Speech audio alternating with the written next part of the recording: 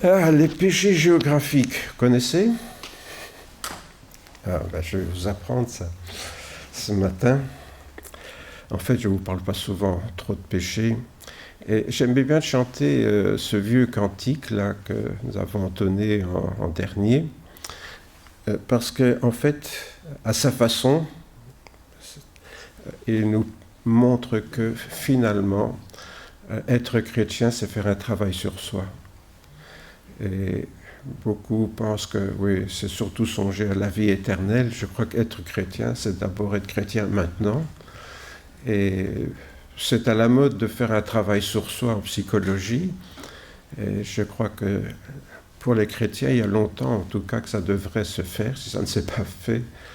La différence peut-être, c'est d'avoir le Seigneur avec soi pour nous aider à évoluer. Parce que ce travail sur soi, c'est toujours quelque chose de très difficile, très long.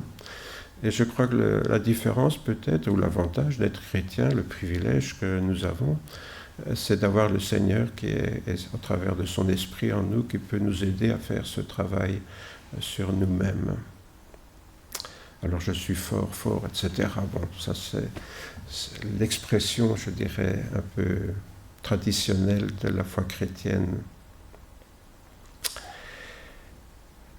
Péché à la carte. Vous savez qu'on peut commander ces péchés? Non, décidément, il y a encore beaucoup de choses à apprendre. Pourquoi est-ce que je parle de péché à la carte? Parce qu'on vit une époque où beaucoup de chrétiens se conforment au monde actuel, c'est-à-dire ce qui est bien, c'est ce que j'ai décidé qui est bien, et ce qui est mal, c'est ce que j'ai décidé, ce qui est mal. Et mieux même, c'est même pas ce que j'ai décidé ou pas, c'est ce que je ressens. Aujourd'hui, on n'est plus dans la décision, on est dans le ressenti. Ce que je ressens, ce qui me fait plaisir, c'est bien. Et ce qui me dérange, c'est mal. Autrement dit, la notion de péché est tout à fait égocentrique, on est centré sur soi. Il y a ce que j'aime, il y a ce que j'aime pas, et voilà. Pour les gens comme pour n'importe quoi dans la vie. Et évidemment, par rapport à ce que je viens de dire, c'est pas vraiment cette mentalité qui nous engage à faire un travail sur soi, puisque c'est ce qui me plaît, qui est bien ou pas.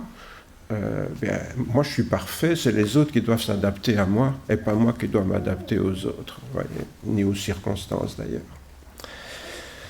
Alors finalement, cette attitude nous renvoie directement au Jardin d'Éden, où ce récit très symbolique nous parle d'Adam et Ève, qui ont préféré décider eux-mêmes de ce qui était bien ou mal. Vous connaissez la tentation du Satan, du serpent.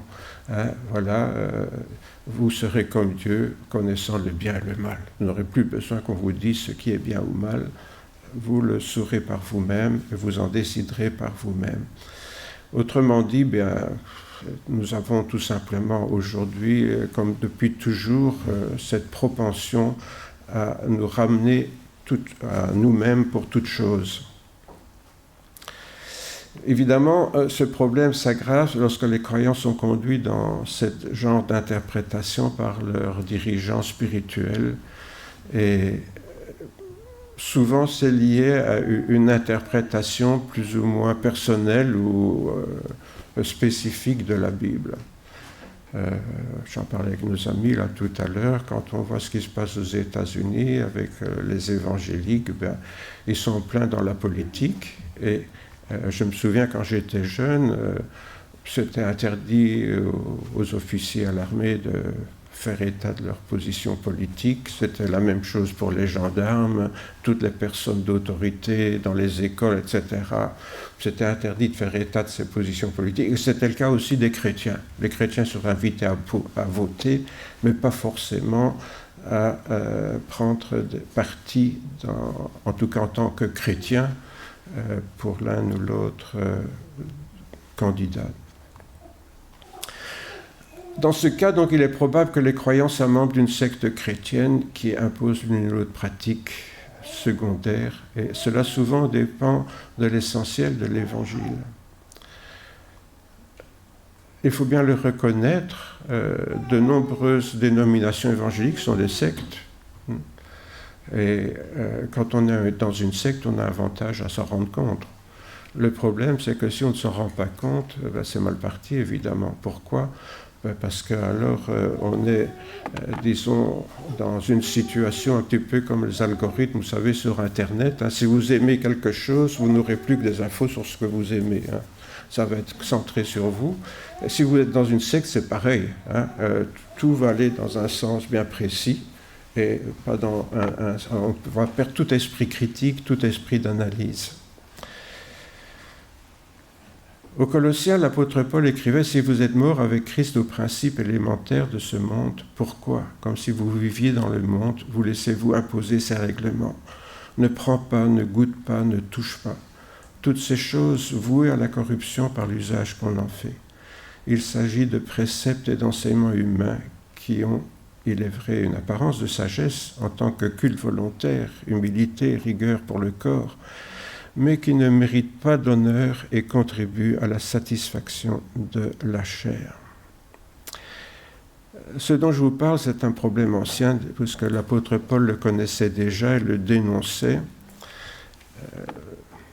Les gens aiment les règlements. Vous savez, c'est une des raisons pour lesquelles les jeunes se laissent facilement bragader dans l'islamisme radical, par exemple, des choses comme ça. Parce que les choses sont claires. Ça tu peux pas, ça c'est bien, ça c'est mal. C'est sécurisant. Il y a des gens qui pensent pour vous, qui vous disent ce que vous devez faire. Vous n'avez plus qu'à suivre la ligne et c'est bon. C'est très sécurisant et toutes les religions en général fonctionnent comme ça. Le problème, c'est que si le christianisme fonctionne comme ça aussi, il devient une religion parmi les autres. Rien d'autre finalement. Où il y a un règlement, ça c'est bien, ça c'est mal, ça tu peux pas. Et l'apôtre Paul, justement, critique ce genre de religion, en l'occurrence c'était le judaïsme à l'époque, qui avait toute une série de permissions. Vous savez, aujourd'hui, les Juifs ont autant de mitzvot qu'il y a de jours dans l'année, de règlements, ça tu peux pas, c'est permis, c'est pas permis, tu peux manger, tu peux pas manger, tu peux travailler, tu peux pas travailler, enfin voilà. Évidemment, quand on a la vie bien cadrée comme ça, eh bien alors c'est très confortable, finalement. Vous allez dire, oui, c'est des contraintes. Oui, c'est des contraintes en partie, mais au moins, on ne se fait pas de soucis, quoi. On est responsable de rien. Oui. Il suffit de faire ce qu'on dit, et puis voilà. On n'a plus la responsabilité de réfléchir, tiens, est-ce que je dois faire ça ou pas ? Non, on vous le dit, c'est tout. Autrement dit, l'apôtre Paul nous dit, en tant que chrétiens, nous aurions tout avantage à garder un esprit critique.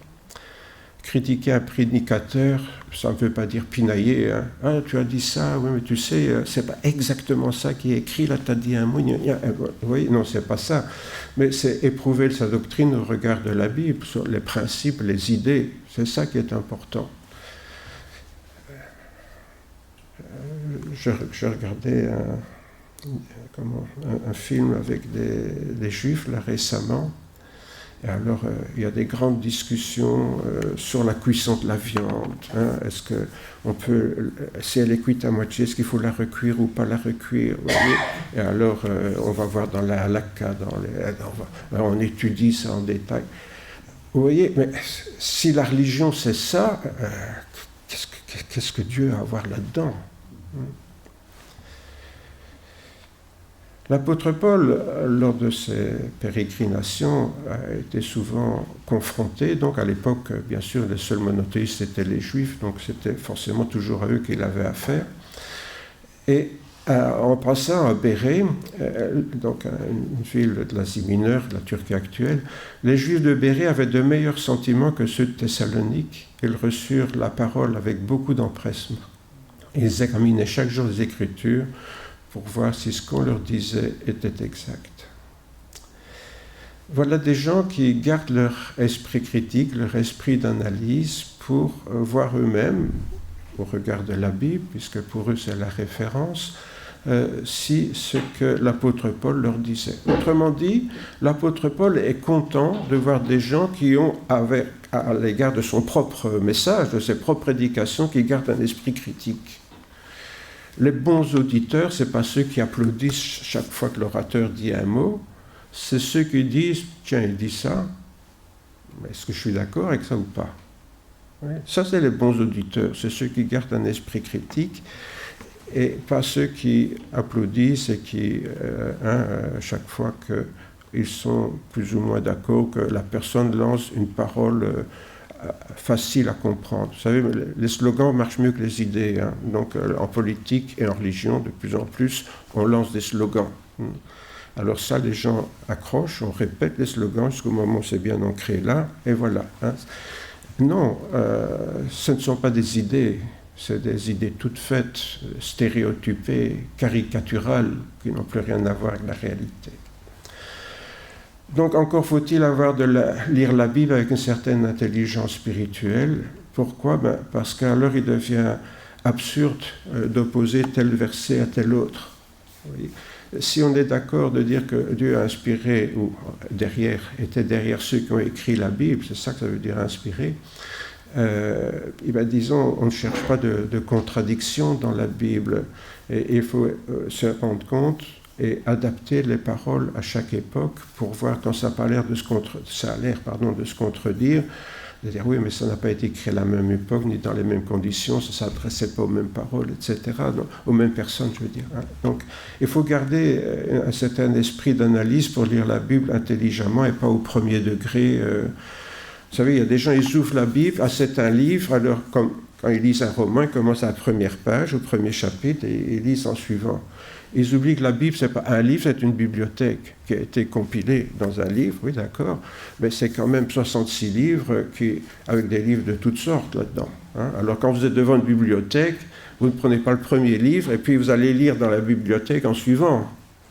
C'est aussi idiot de lire la Bible comme ça. Voyez. Donc, il y a une manière quand même plus ou moins, je ne vais pas dire érudite, mais enfin de bon sens pour aborder la Bible en sachant qu'est-ce que j'ai entre les mains exactement. Un livre qui a pris des milliers d'années pour être écrit par des auteurs différents, c'est quand même différent d'un livre qui a été écrit une fois pour toutes par la même personne.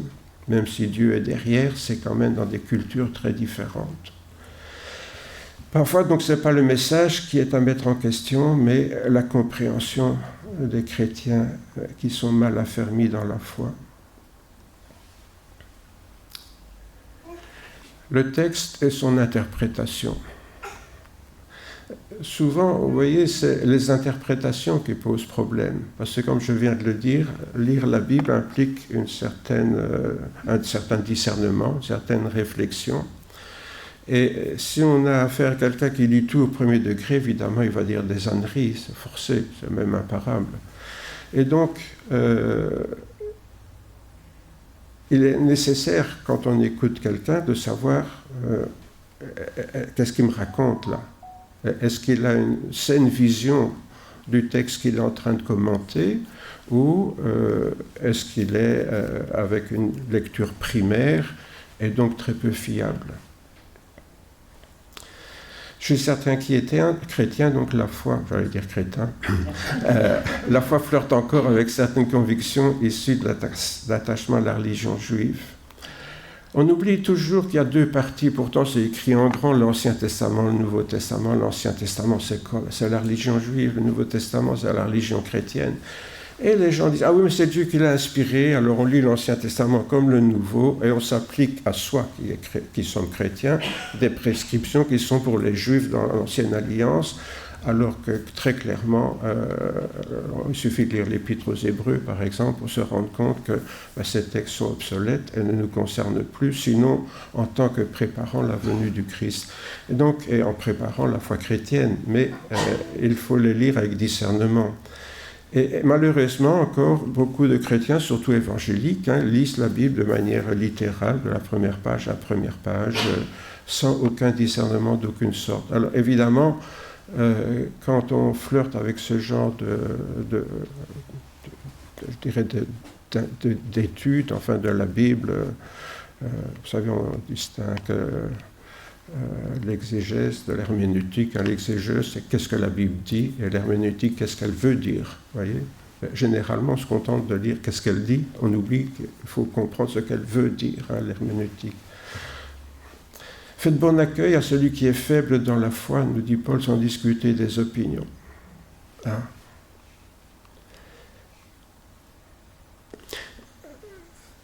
Là, ici, l'apôtre Paul, après nous avoir exhortés à faire preuve de discernement, est en train de nous dire, vous savez, tout le monde n'a pas du discernement.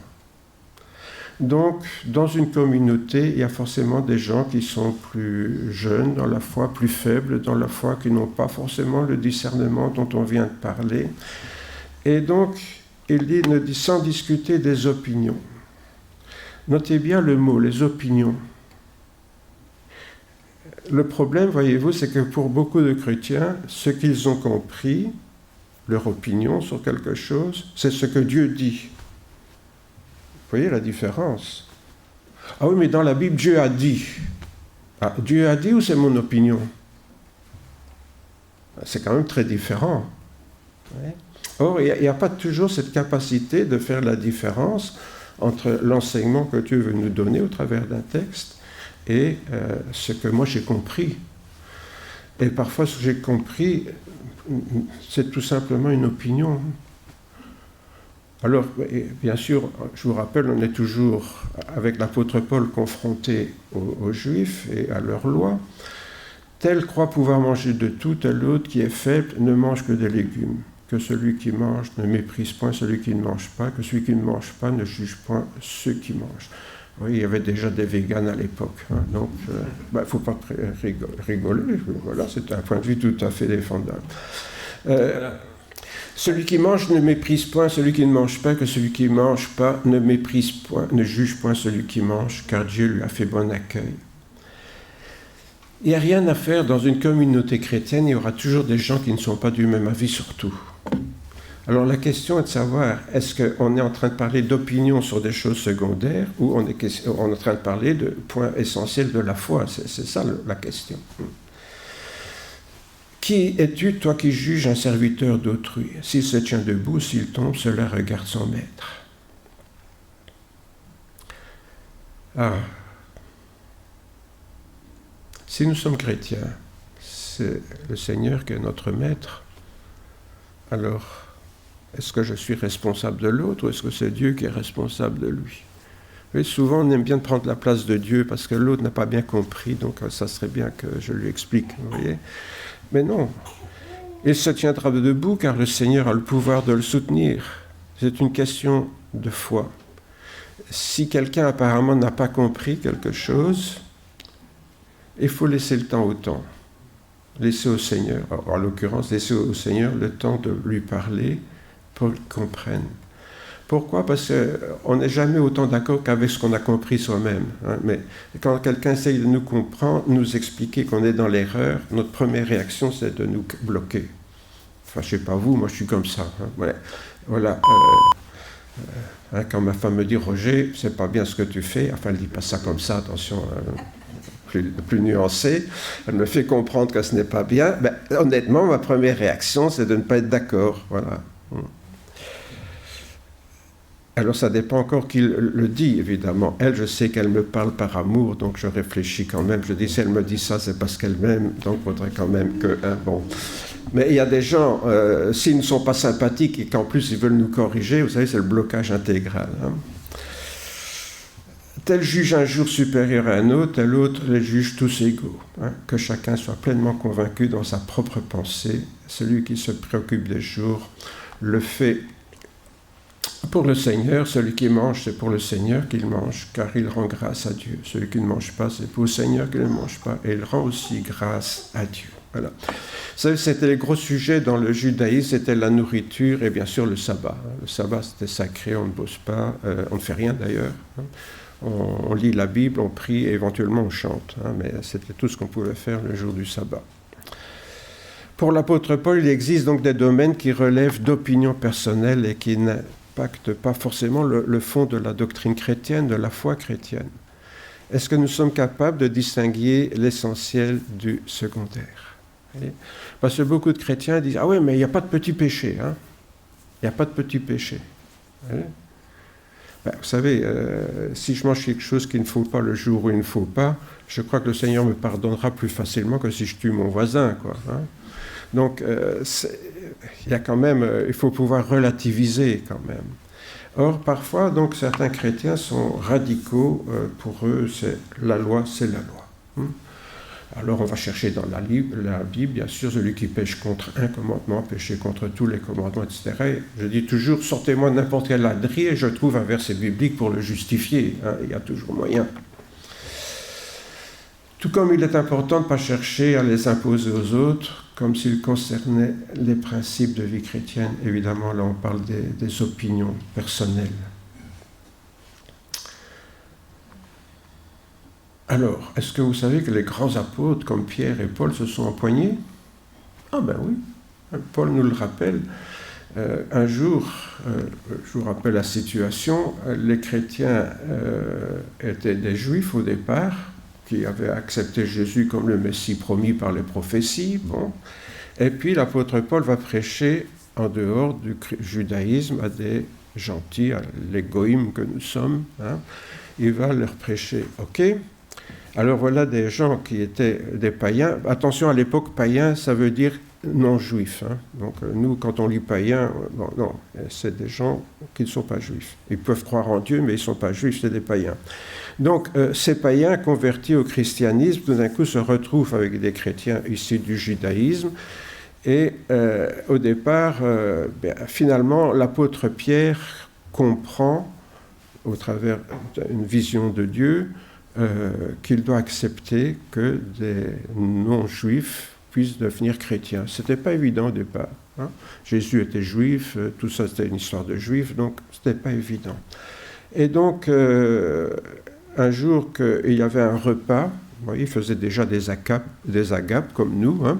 Il y avait un repas commun. Alors, Pierre, qui savait bien qu'on peut manger avec des non-juifs, et devant les autres juifs, il a fait semblant de rien, il a été scolé avec les juifs et ignoré les païens.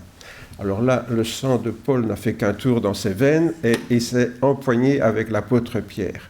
Quand je vis, donc, il y avait Pierre et Barnabas qui ne marchaient pas droit selon la vérité de l'évangile, je dis à Céphas, donc c'est l'autre nom de Pierre, je dis en Céphas, à présence de tous, si toi qui es juif, tu manges désormais à la manière des païens et non à la manière des juifs, pourquoi veux-tu forcer les païens à judaïser? Autrement dit, Paul dit à Pierre, maintenant tu sais très bien que tu le fais d'ailleurs manger avec les païens, et puis maintenant quand les juifs sont là, alors tu oublies qu'il n'y a pas de différence et tu vas te coller avec les juifs peut-être pour faire les prières juifs ad hoc, etc. Et donc l'apôtre Paul a été obligé de reprendre publiquement l'apôtre Pierre. C'est assez drôle pour ceux qui considèrent Pierre comme le premier pape, hein, parce qu'il s'est fait passer un savon là par l'apôtre Paul. L'attitude de Pierre donc n'était pas cohérente avec les révélations que Dieu lui avait faites un peu avant. Hein. Vous savez, un jour, Pierre a eu une vision d'une nappe qui est descendue du ciel avec tous des animaux impurs. Hein. Vous savez, tous les animaux qui sont décrits dans la loi comme étant impurs et dont il ne faut pas manger. Et voilà, il entend une voix du ciel qui lui dit « Lève-toi, Pierre, tue et mange ». Donc c'est Pierre qui raconte. Hein. « Mais je dis non, Seigneur, car jamais rien de souillé ni d'impur n'est entré dans ma bouche. Et par 3 fois, la voix venue du ciel me dit « Ce que Dieu a déclaré pur, ne le regarde pas comme souillé. » Pourtant, à l'époque, tout ce qu'il y avait dans la nappe était déclaré impur par la Torah, autrement dit par la Bible. Et la voix qui vient du ciel lui dit « Ne déclare pas impur ce que Dieu a déclaré pur. » Autrement dit, il y a un passage là. La voix qui vient du ciel lui dit « Maintenant que tu es chrétien, la loi n'est plus pour toi. » Et suite à ça, l'apôtre Pierre a compris. Il avait compris qu'il n'y avait plus à faire de différence entre les juifs et les non-juifs en ce qui concerne le christianisme. D'où la colère de l'apôtre Paul qui découvre que Pierre, après avoir eu cette révélation de Dieu, fait encore l'hypocrite et va se mettre avec les juifs pour éviter les non-juifs, les païens. Pour Pierre, donc, cette vision était d'autant plus choquante que ces interdits alimentaires se trouvaient dans la Torah, hein, que Moïse avait reçu. Si vous lisez le chapitre 11 du Lévitique, notamment, je ne vous le colle pas ce matin, mais vous pouvez lire chez vous, vous verrez tout ce qui était impur dans les animaux, notamment les animaux comestibles, c'est ceux qui ruminent, qui ont les sabots fourchus. Hein. Bon, le cheval mange de l'herbe, mais il n'a pas les sabots fourchus, donc on ne mange pas. Le lapin, pareil, enfin, etc. Quoi. En fait, donc en Christ, la spiritualité est liée à des principes religieux, à des règles religieuses, plus à des commandements matériels. Hein. Et il y a peu, je vous disais que la religion juive était une religion essentiellement matérialiste. Toutes les bénédictions de Dieu sont des bénédictions matérielles. Hein. C'est tout ce que les gens souhaitent, et les bénédictions matérielles, ça c'est l'Ancien Testament. Quand on passe dans le Nouveau, on n'en parle plus. Là, c'est des bénédictions spirituelles qui concernent notre relation avec Dieu et les dons, les capacités que Dieu veut nous donner. Par contre, donc, les principes moraux, eux, demeurent universels. Si l'ivrogne recherche l'effet de l'alcool, hein, ça demeure un péché. Boire avec modération, par contre, par convivialité, demeure légitime. Vous voyez, il n'y a plus cette notion c'est interdit de toucher à l'alcool, par exemple.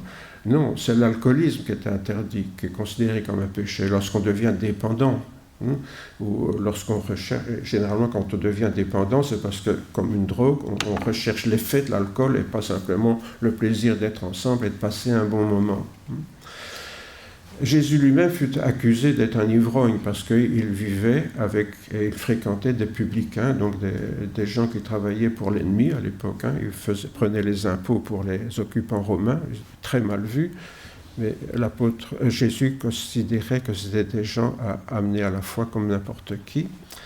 Le Fils de l'homme, dit Jésus, est venu mangeant et buvant, et il dit c'est un mangeur et un buveur, un ami des publicains, des gens de mauvaise vie.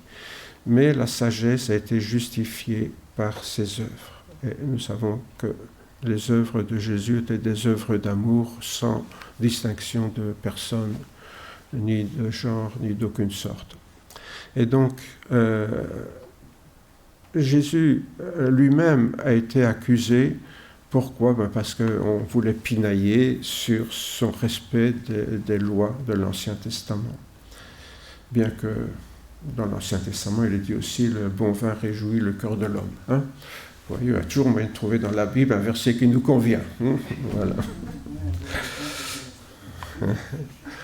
Tu es d'accord avec moi ? Nous sommes d'accord. Encore faut-il voir se limiter. Donc Jésus lui-même fut accusé d'être un buveur par ses ennemis. Il est vrai qu'aux noces de Cana, Jésus a fait un miracle pour offrir le vin qui manquait à la fête. Donc, Jésus n'était pas du tout contre le fait que les gens se réjouissent ensemble, tout simplement. Quand on a un mariage, c'est pour une fête. Hein, et c'est triste quand on ne peut pas aller jusqu'au bout de la fête. Tel fut donc à Cana, en Galilée, le premier des miracles que Jésus a fait. Il manifesta sa gloire et ses disciples crurent en lui. Là, au travers de ce miracle, les disciples ont réalisé que Jésus n'était pas un homme tout à fait comme les autres.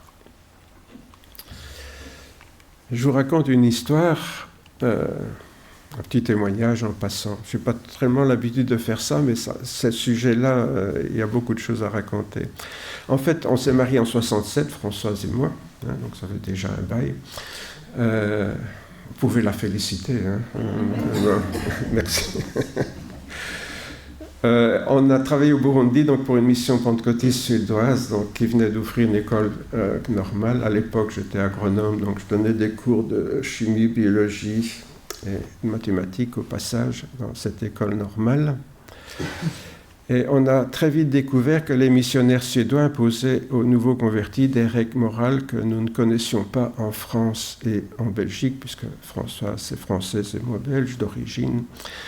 Et donc ces Suédois-là avaient des drôles de mœurs pour nous, notamment,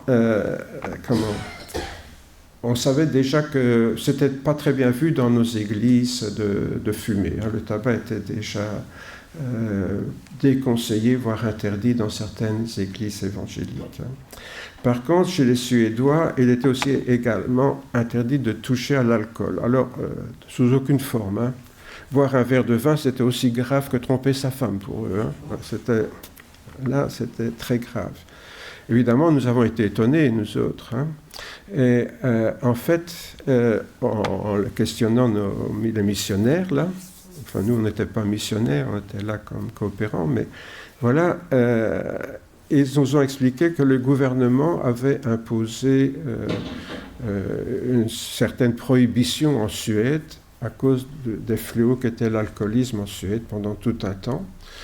Et à l'époque où on y étions là, donc au Burundi, je ne sais pas si c'est encore le cas maintenant en Suède, pour acheter de l'alcool, il fallait une carte de buveur. Et c'était limité, quoi. Hein, par personne, on pouvait acheter qu'un certain nombre de boissons alcoolisées. Pourquoi est-ce que la Suède avait fait ça? Une missionnaire nous a dit, écoutez, quand ma maman allait à un mariage, elle prenait un drap dans son sac. Pourquoi? Et toutes les femmes faisaient ça quand elles allaient à un mariage. Pourquoi? Parce que ça se terminait par des bagarres au couteau, parce que l'alcoolisme, l'alcool montant, ça tournait à des bagarres. Elles ne savaient jamais si elles auraient besoin d'un linceul pour ramener leur mari. Donc, c'est pour vous dire que la situation était quand même grave. On comprend que le gouvernement a dû prendre des mesures. Et évidemment, les églises ont soutenu le gouvernement. Maintenant, quand le gouvernement est revenu un petit peu avec ses cartes de rationnement, là, pour les églises, c'était toujours interdit de boire de l'alcool, quoi. Alors, vous voyez où je voulais en venir en parlant tout à l'heure de péché géographique. Hein, voilà, maintenant on y arrive.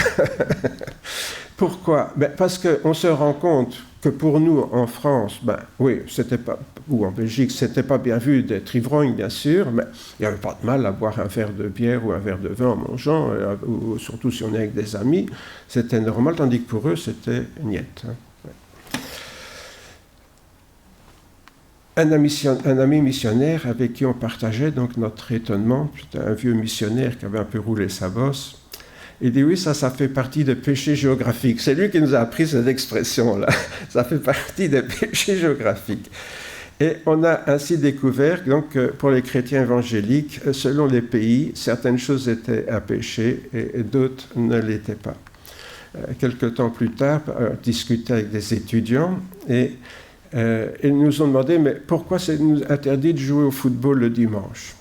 Ah, nouveau péché géographique. Je leur ai interdit, leur ai dit, en Belgique et en France, il n'y a pas de problème pour jouer au football le dimanche, en tout cas pour les chrétiens. Mais dans les pays anglo-saxons et scandinaves, c'est souvent interdit. Et donc, c'est un autre péché géographique. Et je leur ai dit, écoutez, hein, les missionnaires sont venus en Afrique, et ils sont venus vous apporter la foi, c'est très bien, mais en même temps que leur foi, ils ont apporté leur culture. Donc c'est à vous, Africains, de faire le tri dans ce que les missionnaires ont apporté. D'un côté, il y a la foi chrétienne, et c'est très bien. D'un autre côté, il y a une culture, vous en faites ce que vous voulez. Ça, c'est pas, on ne peut pas vous imposer une culture européenne, à vous qui êtes africains. Et donc, je les ai encouragés à faire le tri dans ce qu'ils recevaient comme enseignement, qu'est-ce qui relève de la foi, qu'est-ce qui relève de la culture. Le problème, évidemment, vous l'aurez compris, c'est quand on fait de la culture une question religieuse et qu'on introduit notre culture dans la religion, ce qui se fait évidemment très souvent. Plus tard encore, en voyageant dans le pays, en Afrique, parce que toute chose, il y a toujours des nuances, on a remarqué, je vous parle toujours d'il y a combien d'années, hein? J'ai dit 67. Hein. Vous faites le calcul. Voilà, c'est notre anniversaire de mariage cette année. C'était.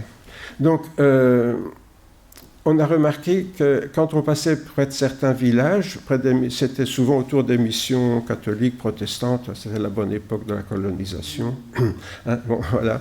Donc il y avait les missions catholiques, missions protestantes. On a remarqué que près des missions catholiques, les villages étaient plus pauvres que près des missions évangéliques protestantes. Évidemment, re-questionne notre vieux missionnaire, là. Hein. Avec lui, je pouvais parler parce qu'il avait vécu en France, il avait l'esprit plus ouvert que d'autres. Donc, et il me dit, c'est bien simple. Vous savez, les missionnaires, les Burundais, ils disent, si vous devenez catholique, on vous demande 2 sous. Si vous devenez protestant, vous ne pouvez plus boire ni fumer. Il faut choisir.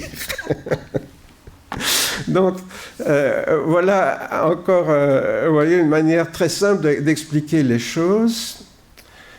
Mais ça n'expliquait pas très bien l'histoire des villages là. Alors il nous a dit, ben, c'est bien simple. Hein. En Afrique, comme dans beaucoup de pays, d'ailleurs en Belgique aussi, hein, l'alcoolisme est un fléau. Et les hommes, ils boivent leur paye. Ils boivent leur paye. Et alors, qu'est-ce qui se passe? Ben, les femmes bossent pour nourrir la famille, mais il n'y a pas d'argent pour acheter des tôles pour le toit, pour acheter des cahiers pour les enfants, des vêtements pour les enfants, etc. Et donc, c'est tout simplement ça. Le fait d'avoir interdit de boire faisait que les chrétiens protestants gardaient leurs sous pour la famille, quoi. D'où plus de prospérité. Alors, vous voyez, on se rend compte finalement, oui, évidemment, ce n'est pas dans la Bible qu'on ne peut pas boire, mais il y a quand même des principes qui sont bons. Alors, est-ce qu'il faut les imposer? Ça, c'est un autre problème. Hein. Ici, évidemment, on se trouvait dans une situation post-coloniale, donc d'imposition de certains principes. Normalement, c'est des principes que chacun devrait adopter lui-même et non pas se voir imposer. Mais on voit qu'en tant que chrétien, même des choses qui ne sont pas dans la Bible, on peut les adopter parce que ce sont des bons principes. Vous voyez ? Et donc, c'est très difficile de voir tout ça en noir et blanc. Enfin, je ne parle pas de l'Afrique ici, je parle de la morale. Hein. On ne peut pas se permettre de voir ça en noir et blanc. On se rend compte que tout ça est très nuancé. Oui. Et de dire, ça c'est bien, ça c'est mal. Ben, oui, c'est bien, c'est mal. C'est bien dans telle circonstance ou dans telle autre. Vous voyez, et il faut avoir une vision mature des choses. Et pas être des enfants. Bien sûr, avec des enfants, et malheureusement, on considérait les Africains comme des enfants. Hein. Entre parenthèses, vous savez que les évangéliques étaient racistes. Oui, parce que, encore aujourd'hui, c'est difficile dans les milieux évangéliques d'avoir une femme qui prêche. Pourquoi dans la Bible il est interdit aux femmes d'enseigner? On ne se pose pas de questions pourquoi ni comment et à quelle époque. Voilà, c'est écrit, paf. Bon. Alors, par contre, à l'époque, les femmes pouvaient enseigner aux autres femmes, parce qu'elles ne pouvaient pas enseigner aux hommes. Hein. Elles pouvaient enseigner aux autres femmes et aux enfants. D'accord? Et aux Africains. Alors, si ce n'est pas du racisme, ça, je ne sais pas ce que c'est. Les femmes missionnaires ne pouvaient pas enseigner en Belgique, ou en France, ou en Europe, mais elles pouvaient enseigner en Afrique. Donc, je dis, c'est du racisme. Quand j'ai dit ça aux missionnaires, ils n'étaient pas contents, mais enfin bon. De ce fait, donc, les protestants ne pouvaient pas acheter, donc oui, je viens de le dire, hein, ça. Aussi, l'interdiction de jouer au football le dimanche repose sur une interprétation douteuse de la Bible. Donc c'était quoi? C'était de considérer comme une activité. Le jour du sabbat, on ne peut pas avoir d'activité physique, etc. C'est une interprétation... parce que jouer au football, c'est pas travailler, hein, sauf peut-être pour les joueurs professionnels. Hein, mais c'était une interprétation du judaïsme que les chrétiens ont transposé, vous voyez, dans le christianisme. Pourquoi? Déjà, les juifs, c'est le sabbat, c'est le samedi. Les chrétiens ont transposé ça le dimanche. Alors qu'il n'y a rien dans la Bible qui autorise à transposer une loi juive du samedi au dimanche déjà. Hein. Et vous voyez, il y a des absurdités comme ça qui étaient ancrées dans les milieux chrétiens évangéliques. Pourquoi? L'apôtre Paul nous parle du repos hebdomadaire, mais pas à la façon des Juifs, qui est de ne pas travailler le dimanche. Pour lui, le repos du sabbat, c'est un repos spirituel, hein, un repos où le chrétien va se reposer sur Dieu, s'appuyer sur Dieu, faire reposer sa vie sur le Seigneur Jésus. Vous voyez, c'est ça l'idée de Paul quand il parle du repos du sabbat, et c'est très bien développé, notamment dans l'Épître aux Hébreux, non pas par l'apôtre Paul, mais par l'auteur inconnu de cette épître.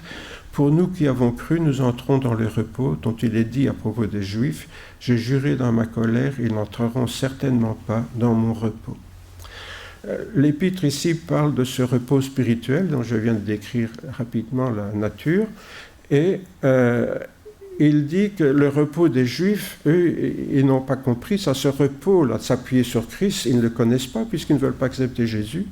Et donc, eux n'entreront pas dans ce repos-là. Pourtant, eux, ils pratiquent le sabbat. Vous voyez, les chrétiens, pourtant, lisent ça et ont transposé le sabbat juif, le dimanche, enfin, soit à les comprendre. Toujours est-il que l'apôtre Paul dira toutefois, faites bien attention à ce que votre liberté ne fasse pas tomber dans le péché ceux qui sont mal affermis dans la foi. Il nous a déjà dit ça un petit peu avant, vous vous rappelez. L'apôtre Paul est toujours attentif aux chrétiens qui ont des opinions qui ne prêtent pas à conséquence. Si un chrétien est convaincu qu'il ne peut pas travailler le dimanche, il fait mal à personne. C'est son idée. Il ne travaille pas le dimanche parce qu'il est convaincu que Dieu ne veut pas qu'il travaille le dimanche. On le laisse avec sa conviction. Oui. Pourquoi ? Parce que s'il n'a pas compris ça, c'est pas parce qu'on lui rentre dans l'air que ça ira mieux pour lui. Hein. Il faut qu'il puisse comprendre ça, qu'il prenne le temps de comprendre ça. Et peut-être qu'il faudra un enseignement qui vient tout doucement pour qu'il arrive à comprendre ce qu'est le repos en Dieu. Mais en attendant, il faut faire preuve de patience. C'est pas à nous à changer les opinions de tout le monde. Pourquoi ? Parce que ça devient opinion contre opinion. Vous voyez ? Si je dis non, on peut travailler le dimanche, et que lui dit non, on ne peut pas travailler le dimanche, c'est ton opinion, c'est mon opinion. C'est un combat sans fin, ça, et stérile. Beaucoup de jeunes ne fréquentent plus, par contre, les cultes parce que c'est l'heure de l'entraînement du foot. Là, ça devient un problème, le foot. Si, à cause du foot, la famille ne vient plus au culte parce qu'il faut conduire le petit au foot, là, il y a un problème, là. Oui. C'est un problème de nature spirituelle. C'est pas le foot en lui-même qui est mauvais, c'est l'heure à laquelle on le pratique. Vous voyez, donc, vous voyez, encore une fois, rien n'est simple, rien n'est noir ni blanc de manière absolue. Bien sûr, il y a des choses qui sont clairement mauvaises, mais il faut pouvoir nuancer notre vie de chrétien et l'adapter aux circonstances. Donc le péché n'est donc pas le respect des jours, mais dans le respect de Dieu, c'est-à-dire aimer son prochain comme Jésus nous a aimés, sans négliger donc le respect des opinions de chacun, quand celles-ci ne s'opposent pas à l'Évangile, bien sûr. Encore une fois, est-ce que c'est un problème fondamental qui est en cause ou c'est une opinion personnelle qui ne prête pas vraiment à conséquence ? Je me souviens qu'en arrivant à l'église, ici à Ath, c'était en 72, il y a une vieille chrétienne qui m'a dit « Ah, vous savez, moi, j'épluche mes pommes de terre le samedi, parce que le dimanche, je ne travaille pas. » Voilà une bonne chrétienne. Bon. Mais j'ai compris, à la limite, je me suis dit, grand bien lui fasse, si elle épluche ses pommes de terre le samedi, c'est son problème, ce n'est pas le mien. Mais j'ai bien compris que cette brave sœur aurait voulu que j'enseigne ça. Vous voyez, parce qu'elle avait repéré des gens qui ne le faisaient pas, qui osaient éplucher la pomme de terre le dimanche. Quel scandale, vous voyez. Donc, il y a le pasteur, il ferait bien de remettre les choses, les pendules à l'heure. Vous voyez où est le problème avec les opinions. Quand on a une opinion, c'est notre opinion. Le problème commence quand je veux l'imposer à tout le monde. Et quand je veux l'imposer à tout le monde, au nom de la Bible, au nom de Dieu, au nom de la parole de Dieu, parce que c'est très clair, Jésus l'a clairement enseigné, tu n'éplucheras pas tes pommes de terre le dimanche. Bon, j'ai cherché le verset, je n'ai pas trouvé, mais enfin, voilà. Donc, vous voyez, on n'a rien compris au sabbat spirituel. On est toujours dans l'Ancien Testament, avec l'aberration de faire le dimanche, ce qui a été dit pour le samedi. Vous voyez, on est en pleine aberration, là. Mais on est devant quelqu'un qui est sincère. Bon, alors je lui ai fait comprendre qu'elle faisait ce qu'elle voulait, mais qu'elle ne pouvait pas l'imposer aux autres, bien sûr. Autrement dit, on est ici dans ce que aujourd'hui j'appelais les péchés géographiques. Et je dirais, on entre ici un petit peu dans ce qu'on pourrait appeler les péchés selon les époques, et ça j'en parlerai une autre fois. Je voudrais simplement terminer avec ces péchés géographiques en distinguant ce qui est vraiment un péché d'ordre spirituel ou ce qui est une opinion. Faites bon accueil, nous disait Paul, à celui qui est faible dans la foi, ne discutez pas des opinions. Souvent, les disputes entre chrétiens d'opinions différentes est imputable au besoin d'avoir raison et de le prouver. Vous savez, on a du mal à accepter les différences. On a du mal à accepter que les autres ne soient pas comme nous. On voudrait, vu que je suis le meilleur, que tout le monde soit comme moi. Ouais. Mais comme disait Billy Graham, s'il a existé une église parfaite, le jour où j'en deviendrai membre, elle ne serait plus parfaite. Bon, au moins, lui aura accepté qu'il était prêcheur. Mais c'est difficile à accepter ça, voyez, que les autres pourraient avoir raison et moi tort. Et donc, il y a toujours ce désir de prouver aux autres qu'on a raison. À chacun de vous, je ne dis pas d'avoir une trop haute opinion de lui-même, dira l'apôtre Paul, mais de revêtir des sentiments modestes selon la mesure de foi que Dieu a répartie à chacun. Ne pas avoir une trop haute opinion de soi-même. Souvent, cette volonté d'avoir raison est liée à l'opinion qu'on a sur soi, à l'opinion qu'on a de soi-même. Nous allons lire ce texte, et ça sera ma conclusion. C'est toujours l'apôtre Paul ici qui essaye de convaincre les chrétiens.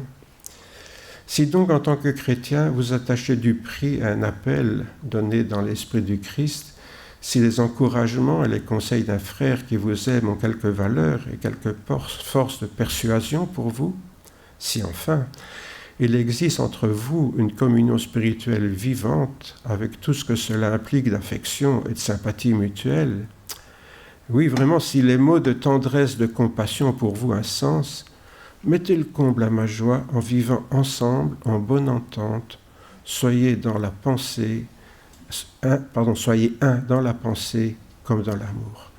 Accordez vos sentiments de façon à vos façons de voir. Aspirez, vous voyez, les sentiments qui parfois nous trompent sur la réalité. Aspirez au même but, travaillez comme si vous aviez un seul cœur, une seule âme, un seul esprit. N'agissez pas en vue de la satisfaction de vos désirs particuliers. Laissez tomber tout esprit de rivalité, que ni la vanité, ni le désir de faire bonne impression ne commandent vos actions, le désir de plaire. Que par humilité, chacun considère son frère comme meilleur et plus important que lui-même. Apprenez à reconnaître la supériorité des autres. Ne pensez pas seulement à vos intérêts personnels ou à l'avantage que vous pouvez tirer des autres. Désirez au contraire le bien de votre prochain et prenez vos progrès à cœur. Et prenez ces progrès, je veux dire, à cœur. Ayez pour tous l'estime que l'on se doit en Christ et que votre attitude envers les autres procède de votre vie en lui. Prenez modèle sur Jésus-Christ. Ayez en vous les pensées et les sentiments qui l'animaient. Amen. Seigneur notre Père, nous voulons te demander cette grâce, Seigneur, de l'humilité, de cette simplicité de cœur, Seigneur, de ne pas toujours se sentir supérieur aux autres, de croire qu'on est dans la vérité plus que les autres quand il est question d'opinion. De pouvoir, Seigneur, discerner l'essentiel du secondaire dans nos relations les uns avec les autres, sans vouloir, Seigneur, imposer aux autres ce qui est mon opinion personnelle sur un point de détail ou secondaire. Oui, Seigneur, donne-nous cette simplicité de cœur quand nous lisons la Bible, mais aussi cette intelligence spirituelle de pouvoir discerner les temps et les moments, afin, Seigneur, de ne pas prendre la Bible à contresens en ce qui concerne la vie chrétienne. Apprends-nous, Seigneur, à pouvoir faire preuve de discernement et de tolérance les uns envers les autres, à ne pas faire des jugements prématurés, Seigneur, mais en toute chose que nous puissions nous accepter avec nos différences, même avec nos différences religieuses, Seigneur, et peut-être surtout, Seigneur, celles-là, parce que souvent elles risquent de nous diviser. Oui, Seigneur, apprends-nous à faire preuve de maturité spirituelle dans nos relations les uns avec les autres. C'est la grâce que nous te demandons, Père, en Jésus-Christ notre Seigneur. Amen. Amen.